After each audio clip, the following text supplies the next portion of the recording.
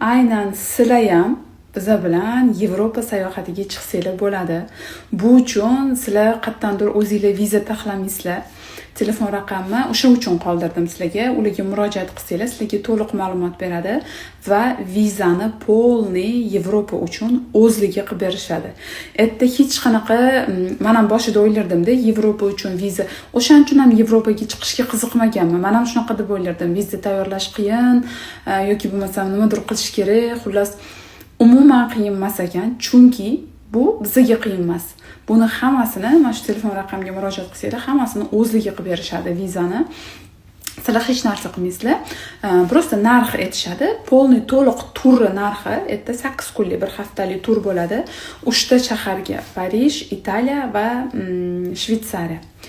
Ya'ni Yevropa davlatiga mazza qilib aylanamiz, ishoninglar. Butun umr esinglarda qoladigan sayohat bo'ladi.